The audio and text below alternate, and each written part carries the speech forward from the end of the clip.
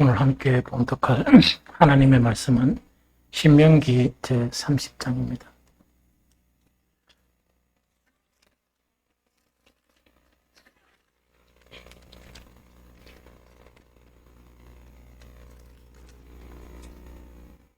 (30장) 전체를 1절에서 14절까지만 같이 읽도록 하겠습니다. 함께 읽겠습니다.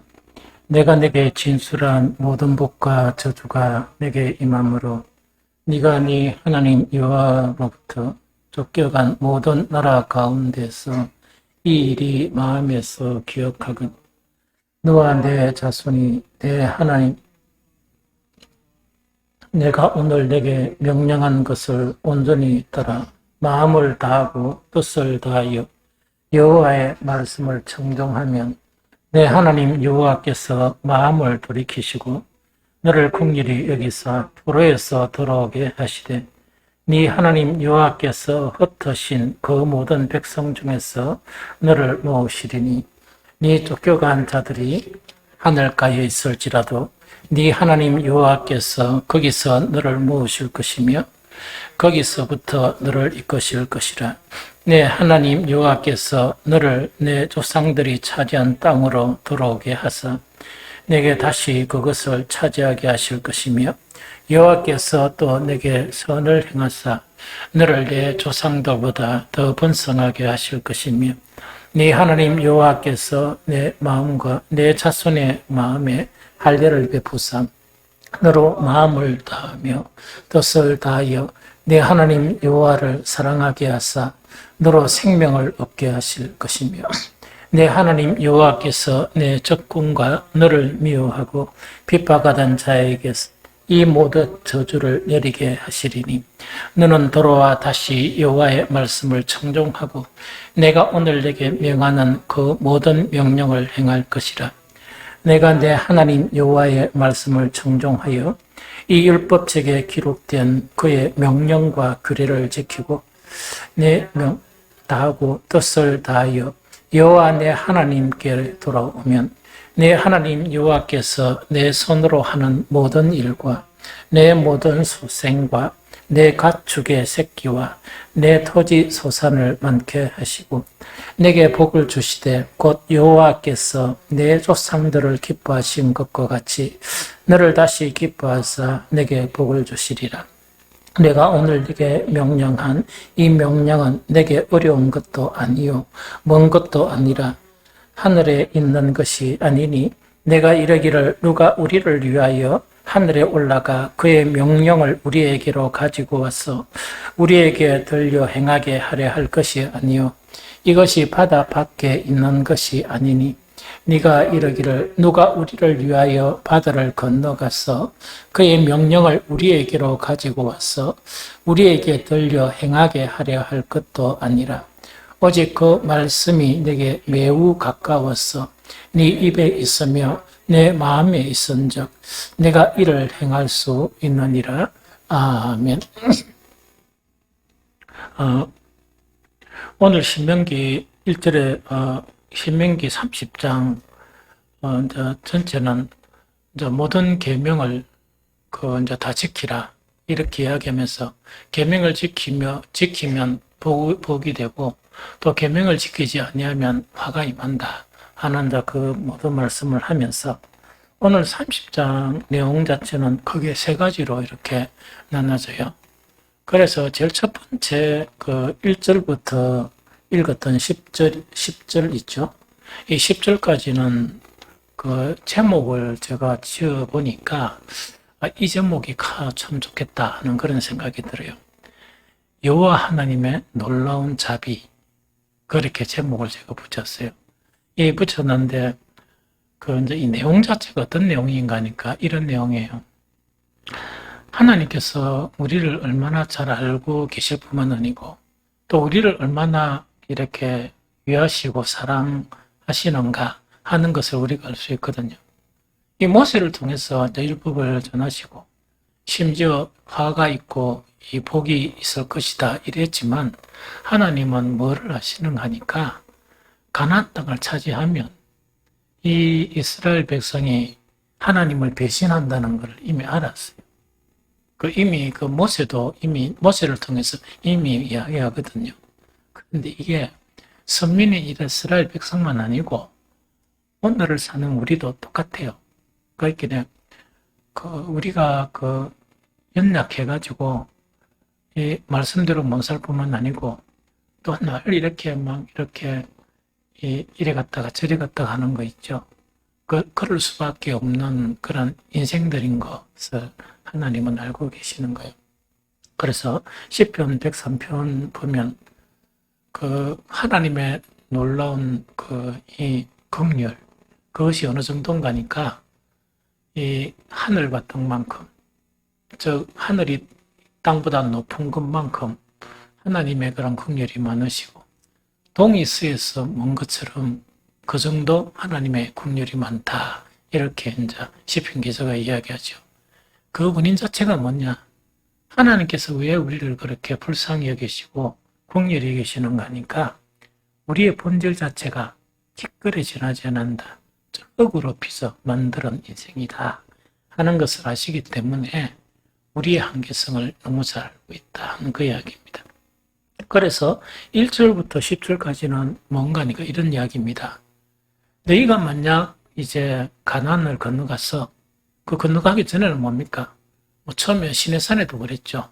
우리는 절대로 여호와를 배반하지 않고 여호와를 섬기고 막 이렇게 이야기하죠. 건너기 전에 똑같이 그래 이야기합니다.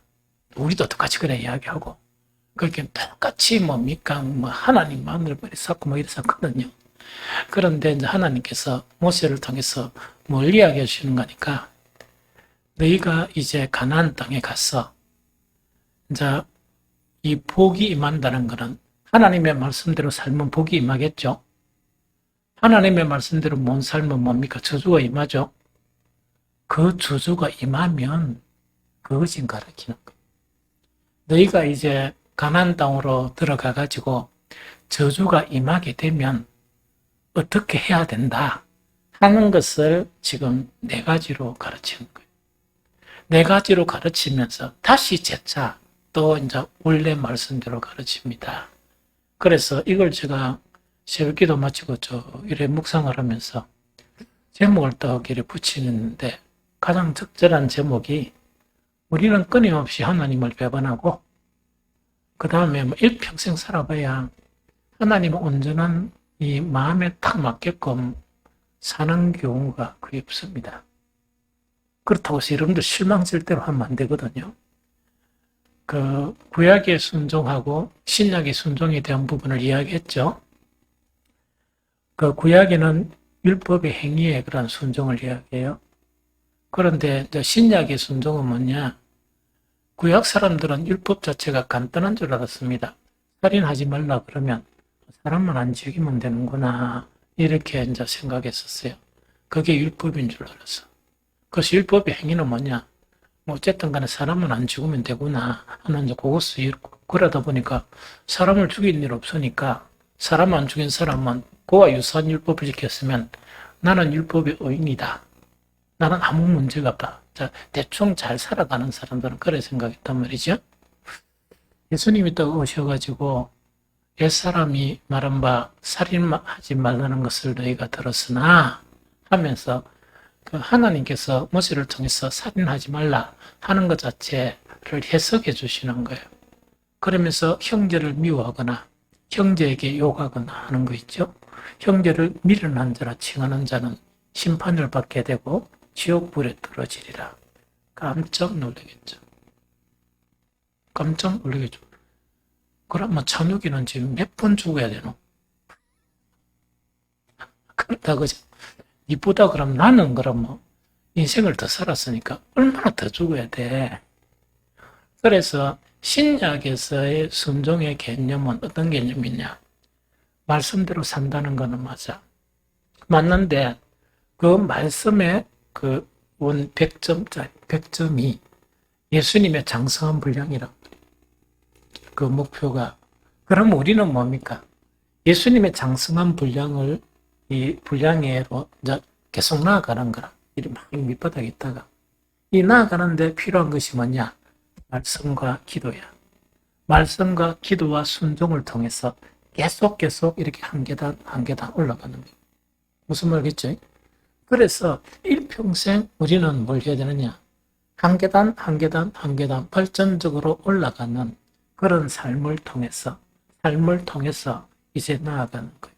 그래서 바울이 빌립보서에서 이야기하는 거는 그 표대를 향해서 나는 다람쥐라고 하면서 그 당시에 율법주의자들은 뭐냐니까 율법을 다 지켰으니까 나는 완전하다.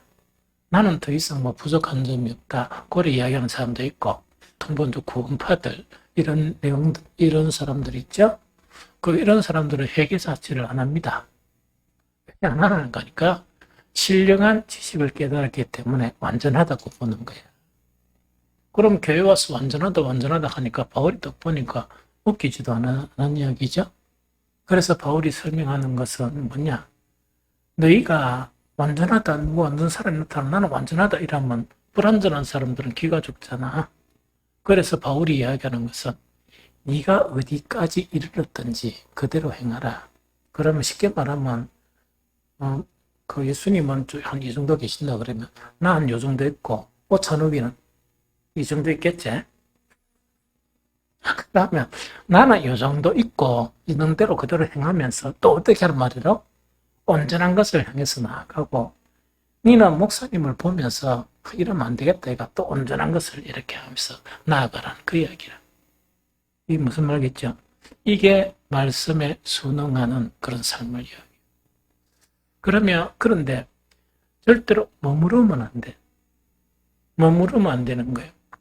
그래서 보통 어떤 청년들이 요새는 전화가 잘 안 오는데 결혼 청년기가 되면 어떤 사람을 만나야 됩니까? 뭐라 있어요. 교회 다니는 사람 만납니까? 교회 다니지 않은 사람 만납니까? 이라면 내가 여러 가지 이야기를 많이 해요. 많이 하는 게 뭐냐니까 대화를 되게 보고 발전성이 있는 나 같으면 괜찮다. 발전성이 있는 나면 괜찮고 그 다음에 대화를 하다가 옆에서 한 5사람이 아니다 하는데 지운 쪽 부득부득 기다고 세우는 거 있죠. 그거는 바로 헤어져라. 그런 사람은 바로 헤어져라. 왜? 일평생 살아봐야 상처밖에 남을 게 없다. 그게 이제 뭐냐니까 기독교인은 뭐냐? 지금 어떤 상태든지 괜찮아요. 제일 낮은 상태에서도 괜찮아. 그러나 시간이 지나면 지날수록 변화되어져 나가니까 희망이 있는 사람입니까? 없는 사람입니까? 희망이 없는 사람은 뭐냐? 어떤 순간에, 어떤 단계에 있는데, 밑으로 내려가는 거는 잘 모르겠고, 전혀 이 주님을 향해서 장성한 분량으로 올라가는 게 없는 거예요. 그래서 그건 안 돼요. 살아있는 신앙은 어떤 신앙이냐? 계속 변해가는 신앙이에요. 말하는 게 변해가고, 깨닫는 게 변해가고, 생각하는 게 변해가면 괜찮아. 그런데 이 변해가면서 만약에 수준 차이가 좀 나타나죠? 그것과 이야기하면 돼. 그래, 무시를 하면 안 되는 게 뭐냐? 내가 여기까지 온 것은 바로 무엇 때문에 왔습니까? 하나님의 은혜예요. 그걸 이제 좀 순종이라는 부분 알겠어요? 그래서 구약의 순종의 개념은 수준 낮은 인간의 교훈의 행위 있다, 그죠? 그걸 갖다가 순종이라고 봤다 그러면 신약의 순종은 끊임없이 죽을 때까지 변신해 나가는 걸 이야기합니다. 그러면은 구약하고 왜 다른 거니까 사랑하라 했다 그러면 이 사랑이라는 것 자체가 사랑을 왜 못하는 줄 압니까? 여러 가지도 있지만 순수한 사람도 사랑을 못해요. 왜 못하느냐? 사랑이 뭔지를 모르니까. 왜? 사랑은 하나님 속에 있는 하나님의 온전한 사랑을 이야기한단 말이에요. 인간의 그런 이기적인 마음을 가지고 어떻게 하나님의 사랑을 이해할 수 있어요? 그런데 사랑을 할 수가 없는 거야. 무슨 말이겠죠? 그럼 지가 깨달은 사랑이 이런 모양의 사랑 같으면 그걸 100%다 했다 하더라도 하나님의 사랑하고 이 근접이 안 되는 거예요. 나는 온전한 사랑을 깨달았는데 자꾸 올렸나 보니까 이 또 성령께서 깨닫게 해주시는 게 이건 아니구나 하는 걸 깨닫는 거예요. 그러면 자기가 100% 사랑했다는 것을 100% 순종한 겁니까? 순종 못한 겁니까? 안 한 거지. 그래서 계속적으로 깨달아가면서 또한 계속적으로 이렇게 배워가면서 실천해가는 그거를 이야기해요. 이게 무슨 말인지 좀 알겠죠? 그래서 이제 순종이란 개념은 그렇다는 이야기죠. 그런데 어쨌든 간에 그 하나님께서 모세를 통해서 하신 말씀이 너희가 가서 저주가 임한다는 건 뭐예요? 하나님의 말씀에 순종하지 않고 그렇게 하면 반드시 구약이니까 하나님 저주를 내리겠죠. 저주를 내리게 되면 너희는 이렇게 하라. 그것까지 가르쳐줘요. 그래서 하나님의 은혜와 자비가 얼마나 대단한 겁니까? 그렇죠? 그래서 그럼 어떻게 하면 되느냐 하니까 일단 그 성경 보니까 30장 2절 이걸 같이 눈으로 한번 보세요. 너와 내 자손이 내 하나님 여호와께로 돌아와 내가 오늘 내게 명한 것을 온전히 따라 마음을 다하고 뜻을 다하여 여호와의 말씀을 청종하면 한 이야기죠. 그럼 요 이야기다 그죠? 이 무슨 말인가 하니까 저주를 딱 받으면 어떻게 하는가 하니까 제일 첫 번째 해야 될 일은 뭐라고? 하나님께로 다시 돌아오나. 하나님께로 돌아오고 두 번째 해야 될 건 뭐라고? 하나님의 말씀을 온전히 다시 청종해라, 순종해라. 그 두 가지를 다시 가르치는 거. 무슨 말이겠죠? 그래서 다른 거 없다. 만약에 너한테 복과 저주가 있는데 저주가 딱 임하면 이것은 저주구나 깨달아지면 어떻게 하라고? 하나님께로 돌아가야 된다. 그래야 살 수 있다. 두 번째, 하나님께로 돌아가면서 하나님의 말씀을 온전히 청종해야 된다. 그 이야기입니다. 그런데 여기서 한 가지 우리가 배울 수 있는 것은 이 이야기라 오직 주님 있죠? 그렇게는 요즘 하나님을 영화롭게 하는 데는 오직 주님이어야 됩니다. 오직 주님. 오직 주님이라는 것은 무엇을 통해서 그 사람이 오직 주님인 것이 증거가 됩니까? 그렇지. 오직 주님 한 사람은 그것이 합당한 것이 되려 그러면 오직 말씀이어야 돼. 오직 주님, 나는 오직 주님밖에 없다 이라면 오직 말씀이 나의 삶이고 나의 인생이고 나의 길이다. 이것하고 연결돼요. 보통 보면 어떻게 하느냐. 오직 주님 이래가지고 오직 주님을 좀 회복하는 것이 예배를 조금 더 철저하게 예배드려야 되겠다. 그죠? 기도 생활을 조금 더 이렇게 넓혀야 되겠다. 교회 봉사를 조금 더 적극적으로 해야 되겠다. 이런 거를 이제 막 계획을 하는 거예요. 계획을 또 하는데 이렇게 하면 이런 가지를 계획해가지고 이제 시들시들해서 버려요. 다시 그 위치로 돌아가는 거예요. 왜냐니까 그 세 가지는요. 오직 주님이라는 방법론은 되지만 오직 주님이라는 개념이 아니에요. 오직 주님이라는 개념은 뭐냐? 오직 주님이 바로 말씀이죠. 오직 말씀이어야 돼. 무슨 말이겠습니까? 그래서 계속 말씀을 따라 살면서 예배도 회복해야 되고 또 기도하고 말씀은 같이 가야 돼요. 계속 이야기했죠. 기도라는 것만 계속 파고 들어가면 마귀가 틈타버려. 교만이 들어가고. 그러면 기도하고는 병행해야 될 게 말씀하고 기도하고 되어야 돼요.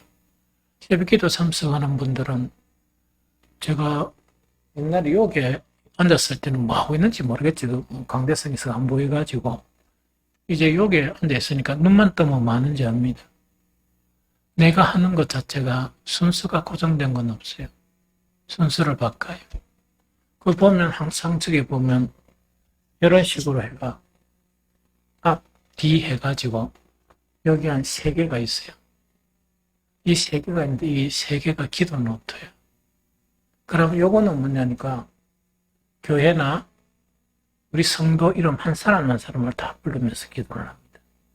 기도를 하고 그 다음에 아이들을 위해서 기도하고 목사 자신을 위해서 기도하고 그 다음 우리 어린 아이들 위해서 기도하고 또 한 가지는 우리 교회에서 돕는 교회들을 위해서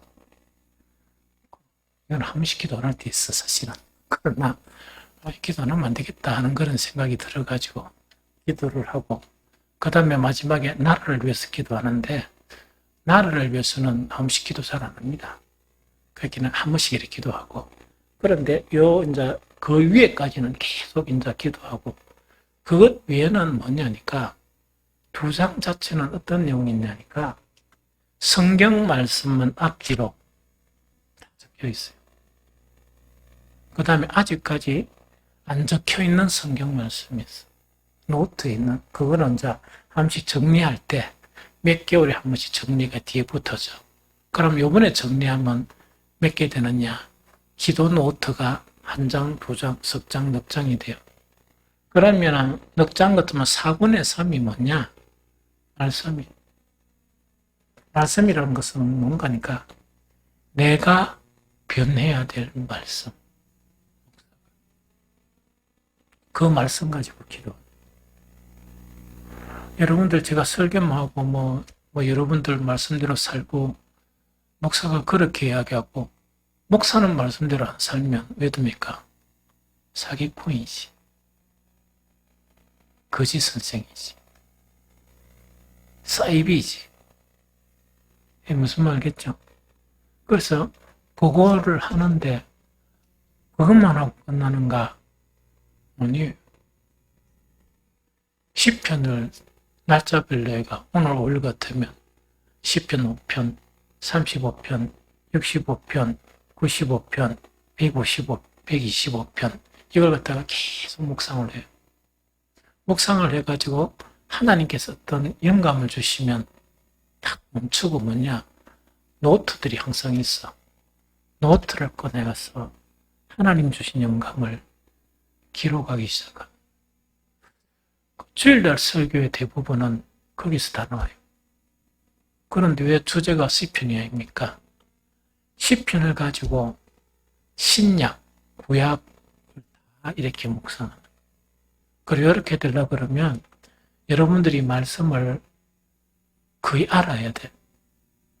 묵상하면서 어디에 무슨 말씀이 있고 이걸 알아야 가능하지. 그걸 모르면 안 됐죠. 그래서 설교를 하면 본문하고 보통 설교는 본문회가 본문 가지고 쭉 설교하고 마치죠. 나는 그렇게 설교하면 되게 쉬워. 그런데 내가 그렇게는 안 되고 본문이 있으면 여러분들이 성경 찾아 읽는 연강구절은 신구약을 다 읽죠. 그게 어디서 오느냐? 그 기도에서 오는. 그래서 기도를 하면서 하나님께서 영감을 주시는 거예요.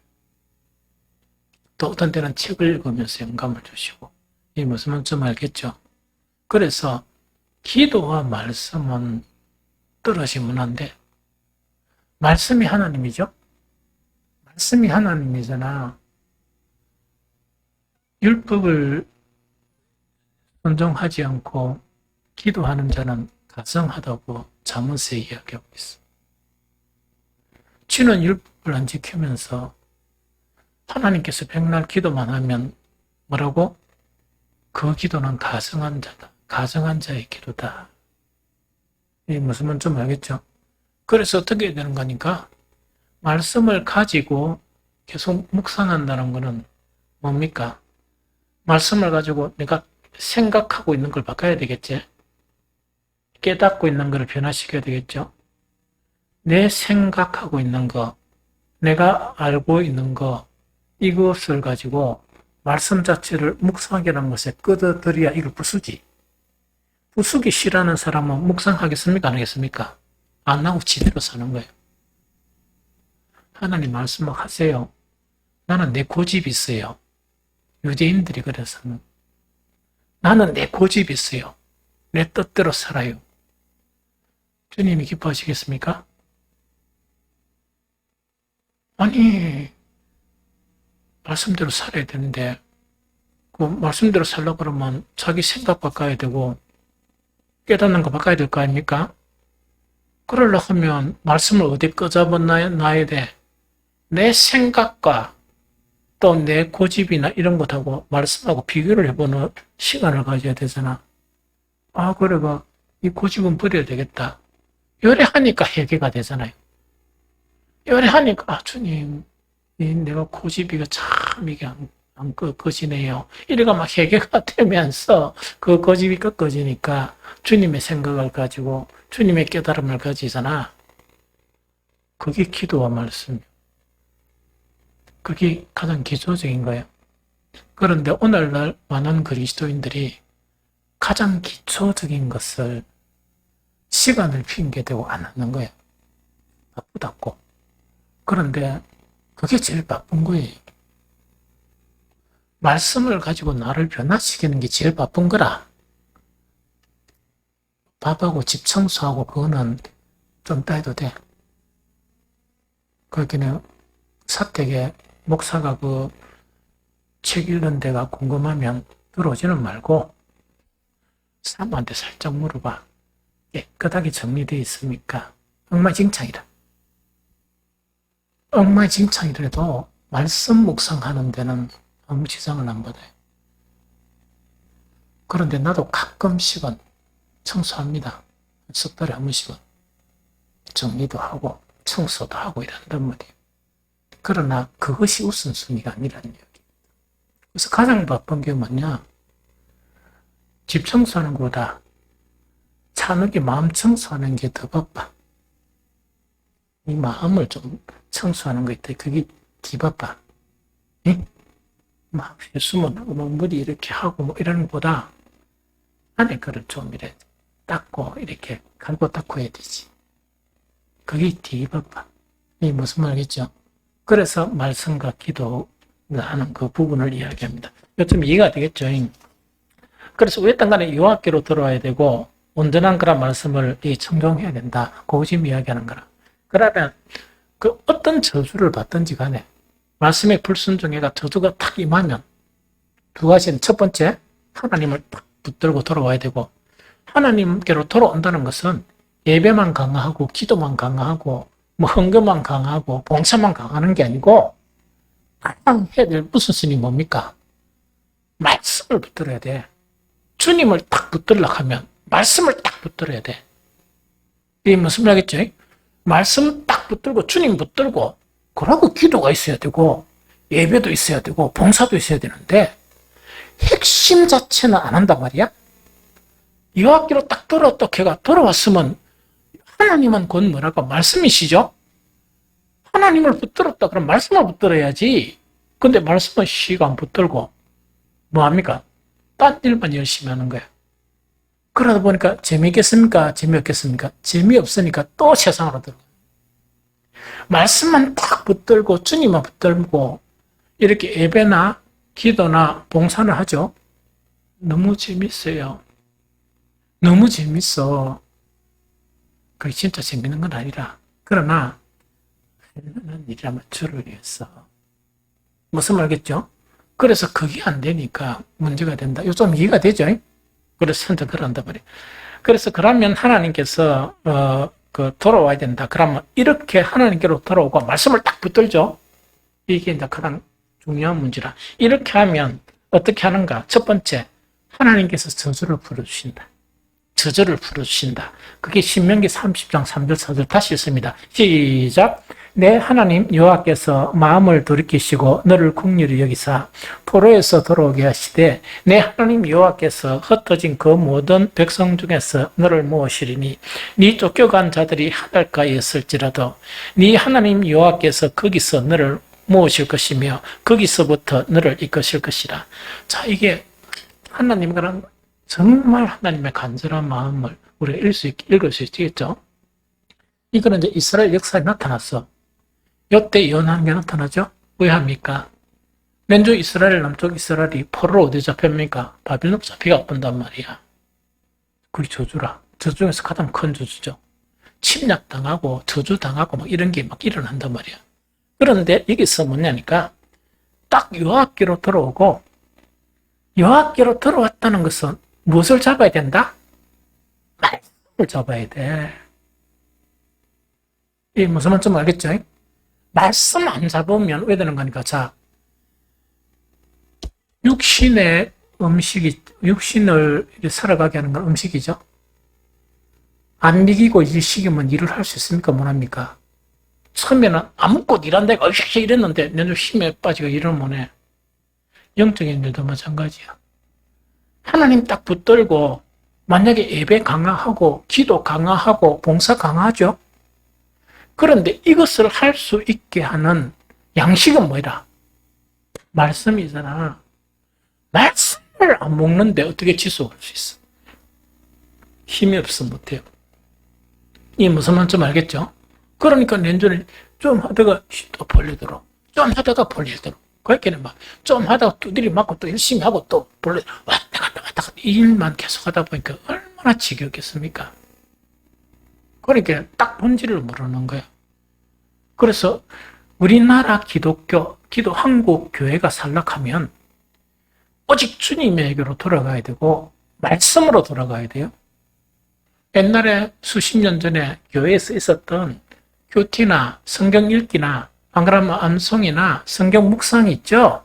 그 다음에 예배 참석하면서 이 설교를 하면 막 기록하고 막 일하는 거 있죠. 기록하면서 그대로 살렸고 몸부림치고 하는 거 있죠. 다시 일어나야 돼.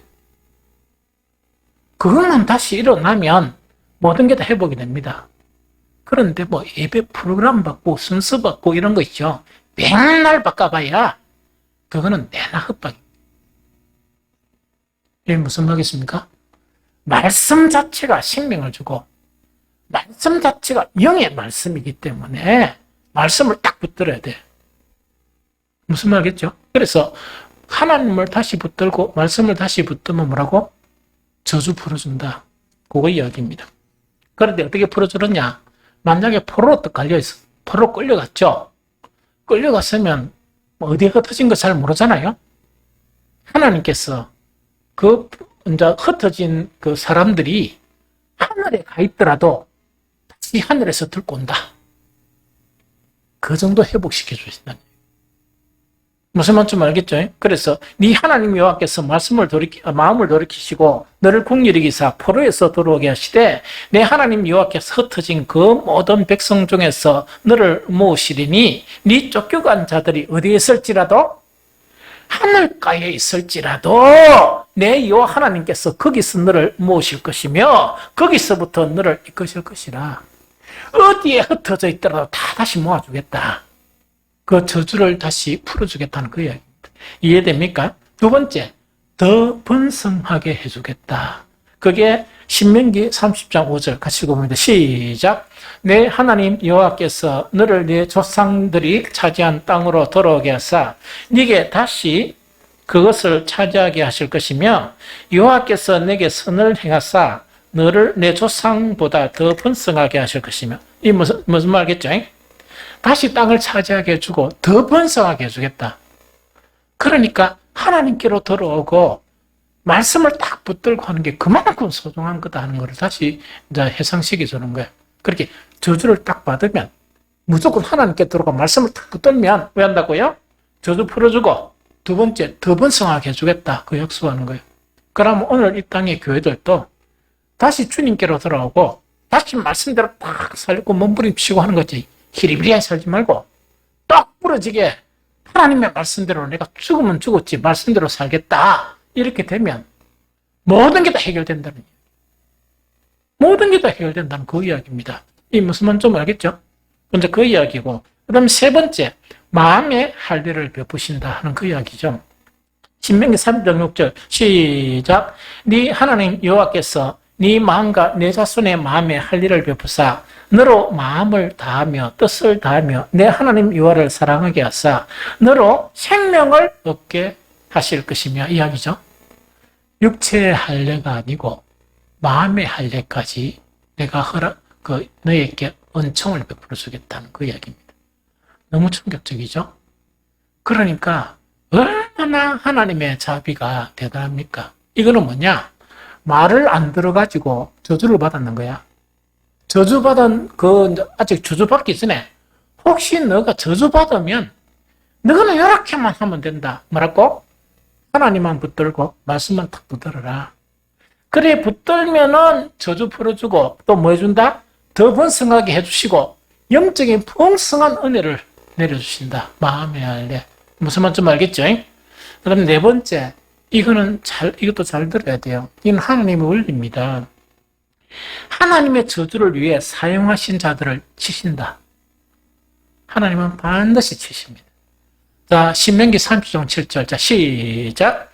내 하나님 여호와께서 네 적군과 너를 미워하고 핍박하던 자에게 이 모든 저주를 내리게 하시리니. 자, 이건 무슨 말 이야기입니다. 하나님은 북쪽 이스라엘을 이렇게 치시기 위해서 누구를 사용합니까? 아수를 사용하죠. 그 뒤에 바로 아수로 망했습니까? 안 망했습니까? 절대 망했습니다. 하나님은 누구를 치시기 위해? 남쪽 유다를 치시기 위해 누구를 사용합니까? 바벨론을 사용하시죠. 바벨론을 사용하시던데 곧 바벨론이 망합니까? 망합니까? 절대 망해가 없어질 거예요. 이게 무슨 말인지 알겠죠? 이것이 하나님이 하시는 원리라. 하나님은 하나님의 택하신 자들이 하나님의 말씀에 순종한 그런 자들이 있으면 그 자들을 이 여러 가지 것으로 사용하고 치어요. 무슨 말 하겠습니까? 그런데 여러 가지 것들 안에는 뭐가 포함되어 있어? 사람이 많이 포함돼요. 시편에 보면 고난을 받을 때 나의 이웃들, 나의 친구들이 나에게 이 등을 돌리고 나에게 저주의 화살을 날리고 하는 것들이 절묘하게 나타나요. 다음에 한번 주일날 시간 되면 한번 보여줄게요. 여러분들이 어떤 일이 있더라도 하나님의 사람들이 고난을 받을 때 거기에서 고난을 받는 그것에 여러분들이 도구가 되면 안 돼. 고난을 받고 있는 사람이 여러분들을 통해서 그 고난을 받고 있는 도구 역할을 하면 하나님은 하나님의 사람들을 치실 때 도구로 사용한 그 나라나 사람들이 있죠? 반드시 치십니다. 네, 무슨 말인지 알겠죠? 반드시 치십니다. 그런데 이것이 구약이 아니라서 그렇지 신약은 여러 가지 많이 달라졌다 그랬죠? 왜? 율법의 모든 것을 누가 다 이뤘다고? 예수 그리스도의 십자가를 통해서 이루음을 받았기 때문에 우리가 안 망하고 여기 있지. 언제? 우리가 주님을 만날 때는 반드시 우리가 행한 것대로 심판을 받는다. 이 무슨 말인지 알겠죠? 그래서 매우 조심해야 돼. 매우 조심해야 돼.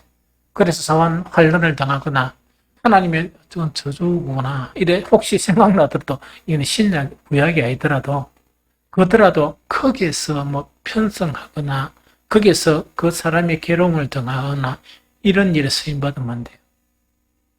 이게 무슨 말인지 알겠죠? 절대로 그런 일은 하면 안 돼요. 하나님이 다루시는데 평신도를 많이 다루시겠습니까? 목회자를 많이 다루시겠습니까? 목회자예요. 왜? 평신도 한 사람은 한 사람의 문제지만 목회자는 자기 목회자하고 또 누가 문제입니까? 교양들이 문제잖아. 그래서 하나님이 다루실 수밖에 없지. 그런데 거기다가 뭐 왈가불가 했었고 막 이렇게 하면 안 됩니다. 그때 침묵을 지켜야 돼. 침묵을 지키면서 뭘 해야 돼? 기도해야 돼. 그래야 참 하나님의 은총을 받게 돼요. 무슨 말 좀 알겠습니까? 그래서 이거는 좀 조심해야 될 부분이다 하는 그 이야기입니다. 그러면서 다시 강조하시는 것이 신명기 30장 8절 10절입니다. 8절 10절 다시 읽어봅니다. 시작. 너는 돌아와 다시 여호와의 말씀을 청종하고 내가 오늘 내게 명하는 그 모든 명령을 행할 것이라. 내가 내 하나님 여호와의 말씀을 청종하여 이 율법책에 기록된 그 명령과 규례를 지키고 네 마음을 다하며 뜻을 다하여 여호와 내 하나님께 돌아오면 내 하나님 여호와께서 내 손으로 하는 모든 일과 내 몸의 소생과 내 가축의 새끼와 내 토지의 소산을 많게 하시고 내게 복을 주시되 곧 여호와께서 내 조상들을 기뻐하신 것과 같이 너를 다시 기뻐하사 내게 복을 주시리라. 아멘 이야기죠. 구약이나 신약이나 변하지 않는 한 가지가 있습니다. 신앙의 가장 본질은 하나님의 말씀을 따라 사는 거예요. 주의 말씀을 따라 사는 겁니다. 말씀을 놓치는 것은 예수 그리스도를 놓치는 겁니다. 이 무슨 말이겠죠? 그래서 우선순위 첫 번째가 주님이어야 돼. 여러분들이 예배도 주님하고 연관되어 있죠? 여러분들이 봉사하는 것도 주님하고 연관되어, 모든 일들이 주님하고 연관되어 있어. 그런데 주님하고 별로 안 가깝단 말이야. 일만 있단 말이야, 일만. 그러면 그것이 주님께 드리는 예배겠습니까? 주님이 받으시는 예배겠습니까? 아닙니다. 그러면 내가, 주님께로 이래가 했는데, 주님께로 한 것 자체가 뭐냐? 내가 주님의 말씀을 붙잡는다는 것은 뭐냐? 뗄래야 뗄 수 없는 관계라. 내 인생에 있어서, 내 삶에 있어서 말씀 자체는 뗄래야 뗄 수 없는 관계다. 심지어 뭐냐니까 아침에 이렇게 막 기도하고 이렇게 이제 시간을 보내죠. 주님과 시간을 보내죠. 하나님께서 어떤 그 미시한 음성이나 말씀을 통해서 어떤 깨달음이라 딱 주실 때는 하루 정도로 기분이 좋은 거야. 그런데 어떤 날은 또 보니까 기도도 하고 뭐 다 했는데 뭐냐니까 그런 충족감이 없으면 그 충족감이 별로 없다. 그럼 그 하루가 기쁜 날이 별로 많이 그렇게 안 기쁜 거야. 그러니까 말씀과 내가 뗄래야 뗄 수 없는 관계가 돼야 돼. 그래야 내가 변하지. 늘 하는 이야기지만 아들 분홍색 옷, 이상한 좋은 컬러 옷 해가지고 그 뿌득뿌득 그 을라들 그거 입으려고 하거든. 우리가 말씀 자체를 순응 안 한다는 거는 그렇게 신앙생활 한다는 얘기. 하나님께서 말씀을 통해서 우리가 선하고 의롭고 거룩하도록 이렇게 바꿔주시려고 하는데 이거는 이따가 더럽고 천하고 추하고 하는 거 있죠.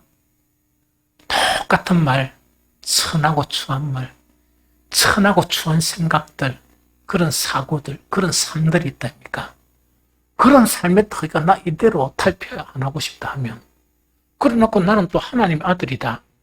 하나님의 아들은 그런 천박한 사람 없어요. 진짜 하나님의 아들이 어떻게 천박하단 말이야? 하나님의 아들로 변해가야지. 생각도 변해가고 말도 좀 변해가고 이렇게 모든 게 다 변해가야지. 이게 무슨 말인지 알겠죠? 그래서 그게 가장 중요한 부분이다. 신약이나 구약이나 핵심은 이 내용입니다. 이게 무슨 말 알겠죠? 그래서 그다음 두 번째, 이 구약이나 신약이나 이렇게 강조하는데도 사람들은 뭐냐? 이렇게 저렇게 말씀대로 안 살고 지멋대로 사는 거야. 그런데 잘하는 거는 뭐냐? 제사. 무슨 말이지? 뭘 바치는 거. 그거마저 나머지는 그래 똑같은지 계속 그래 살아가려고 한단 말이야. 그래서 모세를 통해서 하나님 말씀 순종하는 것에 대해서 가르쳐 주는 거예요. 이 하나님 마음이 어떤지 알겠죠? 그래서 하면서 뭐냐? 첫 번째, 이건 어려운 것도 아니고 먼데 있는 것도 아니다. 핵심은 그거예요. 하나님 말씀대로 사는 게 어려운 것도 아니고 먼데 있는 것도 아니다. 이 두 가지는요, 이 이스라엘 민족이나 오늘날 우리나 똑같이 반복을 해요. 똑같이 반복을 해요. 어려운 것도 아니고 먼 것도 아니라는 이야기라. 그럼 이게 무슨 말인가 설명할게요. 자, 이거는 뭐냐니까 내가 오늘 내게 명령한 이 명령은 네게 어려운 것도 아니요 먼 것도 아니라 하늘에 있는 것이 아니니 네가 이러기를 누가 우리를 위하여 하늘에 올라가 그 명령을 우리에게로 가지고 와서 우리에게 들려 행하게 하려 할 것이요 이것이 바다 밖에 있는 것이 아니니 내가 이러기를 누가 우리를 위하여 바다를 건너가서 그 명령을 우리에게로 가지고 와서 우리에게 들려 행하게 하려 할 것도 아니라 오직 그 말씀이 네게 매우 가까이야 네 입에 있으면 네 마음에 있은즉 네가 이를 행할 수 있느니라. 이거 좀 설명해 볼게요. 처음에 어려운 것이 아니라 하는 이거는 뭐냐니까. 자, 봅니다. 예수님은 아주 간단합니다. 원리가. 제자들이니까 너희가 내 말에 거하면 참 내 자자가 되고 진리를 알지니 진리가 너를 뭐하게 한다? 말씀은 자유예요. 자유가 얼마나 좋습니까? 자유가 얼마나 좋아. 그런데 이 말이 어떤 말씀인가니까 이때 자유라는 것은 뭐로부터 자유인가? 죄와 육신의 욕구에 여러분들의 영혼이 만약에 안에 있다 그러면 그 영혼이 자유로워야 되는데 어디에 꽁꽁 묶여 있다고? 죄에 막 이렇게 텔레비 보면 어디에 끌려가가 묶여 있는 거 있죠. 이렇게 묶여 있고 여러분들이 육신의 정욕에 묶여 있는 거야. 그러면은 영혼이 묶여 있다 보니까 자유롭습니까? 안 자유롭죠. 그런 상태야. 그런데 육체적인 사람은 뭐냐니까 그것이 자유야. 묶여 있는 상태가. 교도소에 한 번씩 보면 한 번씩 TV에 보면 희한한 일이 있죠. 교도소에도 교도소의 질서가 있고 사회가 있어요. 죄수들이 똑같은 게 아니고 그것도 높은 사람이 있고 낮은 게 있고 여러 가지 계층이 있어. 그러면 그걸 갖다가 아무나 할 수 있는 게 아니고 거기서 억수로 이 교도소 이 범죄자 중에서도 권력이 있고 이런 사람이 그걸 누려. 그런데 그 교도소 권력이 좋다고 해서 교도소 가는 사람이 있습니까? 없잖아. 그런데 교도소를 가만히 계속 있다 보면 옛날에 무슨 싱크 탈출 거기 보면 이제 30년, 35년 이래 되면 왜 되는 거니까 출감을 시키는 거야. 뭐를 주려고? 자유를 주려고. 그런데 나이가 교도소에서 한 30년 있다가 이제 처음에는 5년, 10년 있을 때는 나가려고 몸부림을 쳐요. 그런데 나이가 10년, 20년 장기수들이 있다면 30년 딱 되면 우이되는 거니까 나갈라 생각을 안 하는 거야. 그러니까 평가단이 딱 보니까 완전히 매가리도 없고 보니까 마음이 편안해졌거든. 교화가 됐구나 해가지고 이제 해방 이래가 보내준단 말이야. 30년 있다가 나가니까 이 양반들이 갈 데가 없는 거야. 그래서 교도소에서 뭔가니까 그 어떤 모텔인가 거치는 모텔이 있다. 그죠? 거기에 가면 거기에서 장기수들이 추록을 해가지고 벽에 자기 이름을 적어 놨는 거예요. 적어 놓고 난 다음에 마지막 하는 게 뭐냐? 거기서 자살을 하는 거예요. 목 매달아가지고. 왜 자살을 하느냐? 사회가 못 가는 거야, 무서워가지고.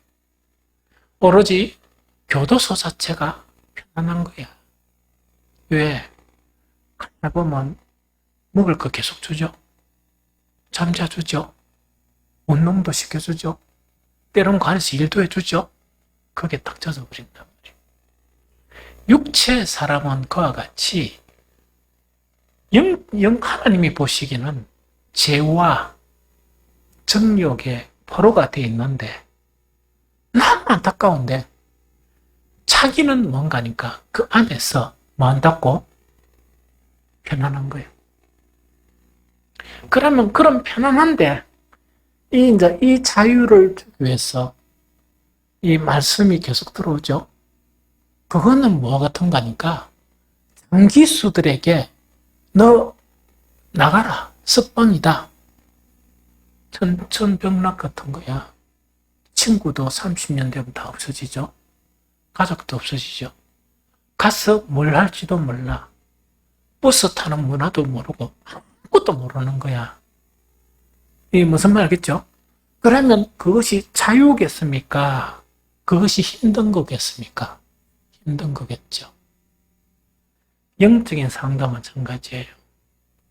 죄의 올무와 육신의 정욕에 너무나 그 안에 이렇게 젖어 있는 사람은 말씀 자체가 너무 힘든 거야. 말씀 자체가 너무 어려운 거야. 그런데 성령의 놀라운 도움으로 우리가 자유에 대한 삶을 사는 것을 우리에게 깨우쳐주고 이 가르쳐주고 배워주는 사람에게는 뭐냐? 말씀 자체가 죄악의 끈앞불이 풀려지고 육신의 정욕으로 매여있던 것이 해방되죠. 그 원리예요. 그래서 하나님께서 뭐냐? 너희가 힘들어하는 거는 뭐냐니까 바로 그와 같은 이치다. 너희가 종의 상태에 있는 그 자체가 종의 상태에 있는 깝깝함도 모르고 우리는 종이 된 적 없다. 그게 유대인들이 하는. 요한복음 8장 31절 32절은 예수님이 말씀을 듣고 유대인들이 예수님의 제자가 된 거야. 예수님을 믿게 된 거야. 예수님을 믿은 유대인들에게 예수님께서 이르시되 너희가 내 말에 거하면 참 내 제자가 되고 진리를 알지니 진리가 너희를 자유케 하리라. 그렇게 이야기하니까 예수님을 믿는다고 결단한 사람들이 그 이야기 딱 듣고 기분이 빵 나빠가 우리가 남의 종이 된 적이 없는데 우리가 왜 종이냐? 이래가 예수님하고 싸움이 붙어본 거야. 그래서 예수님이 이야기한 것은 죄를 짓는 자마다 죄의 종이니라. 죄를 짓는 자마다 죄의 종이라. 그 당시에 유대인들은 뭔가니까 예수 그리스도의 십자가를 통해서 그 죄의 결박을 끊어주려고 했는데 자기들에게는 아무 문제가 없다는 이야기. 문제가 없고 오히려 예수님께 몰려고 하는가. 오병이어의 그런 기적을 보면서 우리 교도소 안에서 왕이 되어달라. 예수님한테. 우리는 아무 불편한 것이 없으니까 우리의 이런 상태에 있는 우리 모두에게 모두의 우두머리가 되어라. 왕이 되어라. 그걸 요구했던 거예요. 이제 조금 성경 말씀 알겠습니까? 그래서 구약 성경에도 뭔가니까 너희가 뭐냐? 진리를 모르기 때문에 그렇다. 진리를 모른다는 것은 교도소만 계속 며칠 년 있다 보니까 그거 젖어가지고 원료만 있었을 때는 뭡니까? 바깥 세상을 너무 잘 알기 때문에 나가고 싶어 하는 거야. 5년, 7년, 10년, 20년, 30년 있다 보니까 자기가 사는 세상은 교도소예요. 그러면 바깥에 대해서 압니까? 모릅니까? 모르죠? 어떻게 돈을 벌고 어떻게 음식을 먹고 이것도 잘 모르는 거야. 얼마나 불안하겠어. 그렇죠? 그런데 네가 불안할 뿐이지 진리라는 것은 뭐냐? 바깥 생활을 네가 잘 알 수가 있고 그 생활이 얼마나 자유로운 걸 알게 되면은 이 결박을 끊고 어디로 나가겠어? 말씀의 순응해가 살겠죠? 그 원리란 이야기. 그래서 말씀은 어려운 것이 아니다 하는 그 이야기입니다. 두 번째, 말씀은 멀리 있는 것이 아니다. 말씀은 너무 가까이 있다는 것은 뭐냐니까 이야기입니다. 요즘은 요즘 완전 행편없이 내가 그런 것도 없지. 옛날에 교회에 그래 좀 열심이라는 사람이 있죠. 열심이라고 하는 사람은 어디 말씀이 어디 줬노? 어디 말씀이 어디 줬노? 해가지고 이 쫓아다니는 여자들이 많았어요. 실제로는 남자도 담시도같이 댕기고 이런단 말이야. 그러니까 어디 댕기고 저 댕기고 이래. 아, 요즘도 하구나. 뭐? 유튜브, 응? 유튜브나 뭐 방송이나 뭐 이런 거 하겠죠. 그렇게 말씀은 그거 있는 게 아니고 니한테 지금 말씀이 있다. 성경만 펴면 되고 무슨 말씀이고 주님 이것이 무슨 말 이것만 하면 된다는 이야기라. 너무 가까이 있다는 이야기라. 가까이 있으면서 주여 이 말씀에 깨달음을 주시고 그럼 한 구절이라도 생각나면서 주님 이 말씀이 어떤 의미고 이렇게 기도하면서 하면 된다는 이야기라. 네 입에 있고 네 마음에 있다는 이야기라. 자, 이거는 뭐냐? 네 입술로서 이 말씀을 보고 이 말씀을 네 마음에만 가지고 오면, 아까 이야기했죠? 내 생각과 이런 깨달음이 있는데 네 마음에 가지고 오면, 그러면 이 말씀들은 네가 변화돼야 되죠? 변화돼야 됩니까? 안 돼야 됩니까? 변화돼야 되지. 그런데 나는 사실은 치는 설교 그런 거 안 하죠? 합니까? 그럼 개쩌들이 얘기 달라고. 그거 잘 모르겠고. 그 보통 치는 설교 한다고 하지 않아요? 그거는 내가 가만히 생각해 보니까 그 양반을 누가 잘 알겠어? 저게 목사가 잘 알겠지. 그러니까 안타까워가 뭔가, 그러니까 그러면 안 되고 무시 안 되고 이러니까 가만히 붙들면 쥐약이거든. 쥐약이거든. 그럼 쥐약이 딱 하니까 뭔가니까 이 생각의 상태와 여러 가지 상태하고 보니까 안 맞거든. 내를 괴롭힌다 하니까 말씀이 힘들어지죠. 이거 말고 즐겁고 기쁜 말씀이 될 것이냐. 이거는 뭐란 말이고, 지 생각대로 살고 지 고집대로 살고 지 욕심대로 살면서 어디 가는 곳? 천국 가는 것을 가르치는 곳이 어디 있느냐. 그거 찾아다니는 거예요. 그러니까 백날 찾아다니고 백날 검색하고 이런 것도 아니에요.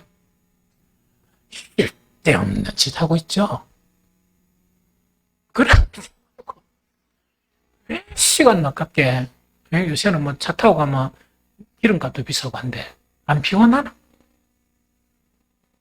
피곤하잖아요. 집에 앉아가 밥 먹고 하라고 생각도 해가지고 한 말씀을 이걸 가지고 뭐하고 자기 생각 안에서 자기의 마음 안에 생각 안에서 이렇게 묵상해 보고 이러면 성령께서 안 도와주십니까? 도와주시죠? 그런데 철저하게 자기를 보호하는 거야. 지욕심, 더러운 정욕 이런 거 있죠. 딱 지키고 보호하면서 이걸 지키면서도 천국 갈 수 있는 복음이 어디 있느냐 그거 찾아다니는 거예요. 그래서 유유상종이라고 또 그런 사람들한테 또 모이고 이러는 거예요. 원리 알겠습니까? 요 이야기가 그 이야기라. 그 이야기라. 여러분들이 설교를 듣거나 말씀을 딱 들으면서 너무 가까이 있단 말이에요. 네 마음에 있고 네 생각에 있고 네 입술에 있단 말이에요. 그리고 성령께서 도와주시고 네가 도움을 구하고서 하면 내가 이 말씀 어떻게 하오리까 이렇게 하기만 하면 도와주신다는 이야기거든. 그 이야기입니다. 그래서 우리 빛과 소금교회 안 그렇겠지만은 그렇게 또 부진한 사람 없잖아요.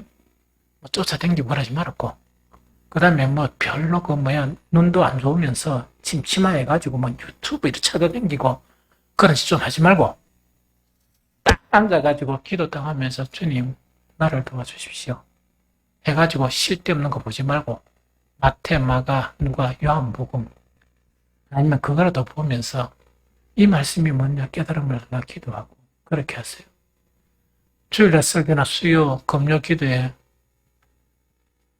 좀 성경 가지고 다 하잖아. 이해가 잘 안 되면 전화해가 목사님 이 무슨 이야기입니까? 물어나 보든지. 무슨 말인지 알겠죠? 물어나 보든지. 여러분들 목사가 딴 거 잘하는 건 없어. 20대 후반부터 말씀만 가지고 살았어요. 좀 이해가 됩니까? 말씀만 가지고 살았어. 여러분들 목사가 되게 유명하지는 않지만 목사들이 있는 데서 말씀을 전하면 되게 좋아해. 지금 조그마한 신학교 강의 가는데도 다 목사들이에요. 목사들. 막 질문하고 이럽니다. 그러니까 그러면 좀 물어보면 되잖아. 쓸데없는 그런 짓에. 이게 무슨 말 좀 알겠죠? 그래서 말씀은 아주 가까이 있고 어려운 것이 아니다 하는 그것을 좀 이해가 되죠? 그 다음에 이제 마지막 그러면서 정리가 30장 15절 20절은 뭐냐니까 다시 정리해 주는 거예요. 내가 다시 생명과 화를 내 앞에 둔다. 복과 화를 내 앞에 준다. 그 원리는 뭡니까? 오직 주님, 오직 말씀이요. 오직 말씀을 따르게 되면 복을 얻게 되고 말씀을 따르지 아니하면 화를 얻게 된다 하는 그 이야기입니다. 그래서 이것은 불변입니다. 신약이든 구약이든 불변. 주의 말씀을 따라 사는 것은 사는 길이에요. 무슨 말겠죠? 그래서 우리가 여러분들의 영혼이 회복되려고 그러고 오늘날 교회가 살려고 그러면 어떻게 되느냐? 딴 거 아무것도 하지 말고 오직 주님만 붙들고 말씀만 붙드세요. 처음엔 엄청 어려워요. 그러나 어려운 단계를 하나씩 지나가게 되면 말씀 안에서 희열을 얻게 돼요. 주님께서 신기하고 이 신기한 것을 깨닫게 해주시고 말씀을 붙들면 말씀 자체에서 빛이 비칩니다. 빛이 비치면서 여러분들의 상태를 보여주시고 여러분들이 미래를 보여주세요. 그런 말씀의 삶을 살아가는 여러분들이 되시기를 예수 그리스도 이름으로 축복합니다.